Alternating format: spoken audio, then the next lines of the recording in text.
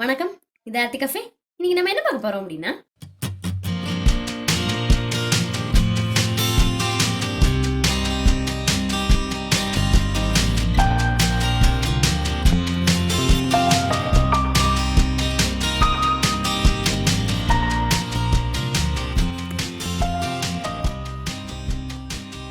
இன்னைக்கு evening work முடிஞ்சு வரும்போது சில திங்ஸ் வாங்க வேண்டியிருந்தது. அதனால அப்படியே பழமுதிர்ச்சோலைக்கு போனோம். பழங்கள், சீஸு, பன்னீர் அதெல்லாம் வாங்கினோம். ட்ராகன் ஃப்ரூட் பார்த்தேன். ஆக்சுவலி நான் வந்து அது வரைக்கும் சாப்பிட்டதில்லை.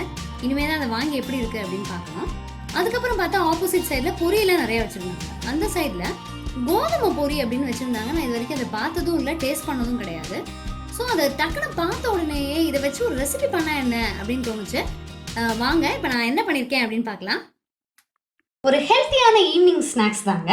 கோதுமை பொரியில் செஞ்ச ஒரு சூப்பரான மசாலா பொரி தான் பார்க்க போகிறோம். இப்போ அதுக்கு என்னென்ன தேவைன்னு பார்க்கலாம். அரிசி பொரி கேள்விப்பட்டிருக்கோம், அவல் பொரி கேள்விப்பட்டிருக்கோம். அது என்ன கோதுமை பொரி?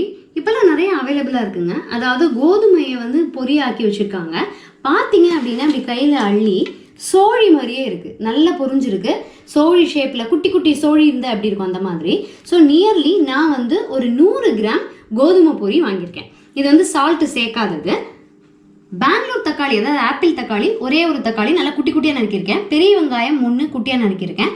தேவையான அளவுக்கு கொத்தமல்லி தழை நியர்லி ஒரு கைப்பிடி அளவுக்கு, 1 டீஸ்பூன் லெமன் ஜூஸ், காரத்துக்கு ஏற்ற மாதிரி மிளகாப்பொடி ஒரு 2 சிட்டிக்கு எடுத்துருக்கேன். நம்ம எவ்வளோ வேணாலும் எடுத்துக்கலாம். உப்பு பொரியிலையும் கிடையாது, மற்ற எந்த காய்கறிலையும் கிடையாது. ஸோ அதுக்கேற்ற மாதிரி, டேஸ்ட்டுக்கு ஏற்ற மாதிரி உப்பு. தேங்காய் எண்ணெய் 1 டீஸ்பூன். இப்போ நம்ம என்ன பண்ணிடலாம், இந்த பொரியை கொஞ்சம் சூடு பண்ணிடலாம். செம டேஸ்டியாக கோதுமை வாசனையோட சூப்பராக இருக்குங்க. இப்போ நான் வந்து வானலியை ட்ரையாக எடுத்திருக்கேன். எதுவுமே சேர்க்கல, எண்ணெயெல்லாம் கிடையாது. வெறும் வானலியில் இந்த பொரியை போட்டு அப்படியே லைட்டாக ஒரு பரட்டிக்கலாம். இது எதுக்கு அப்படின்னு பார்த்தீங்கன்னா, நல்லா கொஞ்சம் கரகரப்பு கிடைக்கிறதுக்கு. ரொம்ப நேரம் அப்படியே செவக்கெல்லாம் வறுக்க வேண்டியதில்லை. இதை சூடு காட்டினா போதும். அப்படியே போட்ட உடனே கோதுமை வாசனை சூப்பராக அடிக்குது. பொரியை நல்லா சூடுபடுத்தியாச்சு. இப்போ நான் வந்து அடுப்பை நிறுத்திட்டேன். வானலிலேயே இருக்கு பொரி. ஸோ அப்படியே கரகரன்னு இருக்கட்டும். அதுக்குள்ளே நம்ம மற்ற இன்க்ரீடியன்ஸ் எல்லாத்தையுமே மிக்ஸ் பண்ணிடலாம்.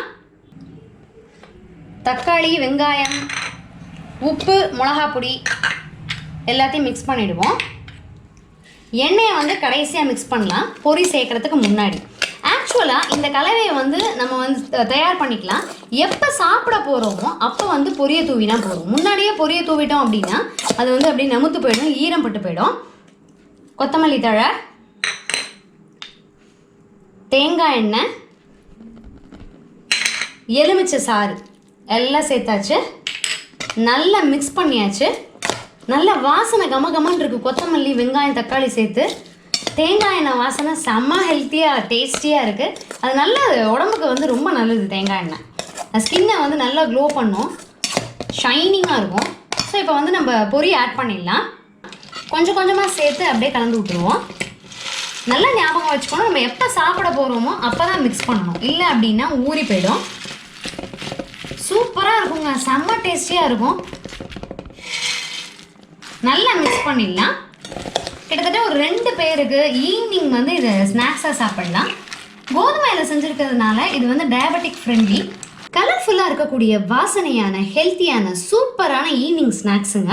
நீங்களும் இதை கண்டிப்பாக ட்ரை பண்ணி பாருங்கள். குழந்தைங்களும் ரொம்ப விரும்பி சாப்பிடுவாங்க, டக்குன்னு தீந்துடும். ஸோ இது எல்லாருமே ஒன்றா உட்காந்து என்ஜாய் பண்ணி சாப்பிட்றதுக்கு ஒரு சூப்பரான ஸ்நாக்ஸை உங்கள் எல்லாத்துக்குமே ரொம்ப பிடிச்சிருக்குன்னு நினைக்கிறேன். இன்னும் ஒரு நல்ல வீடியோவில் சந்திக்கலாம். தேங்க்யூ.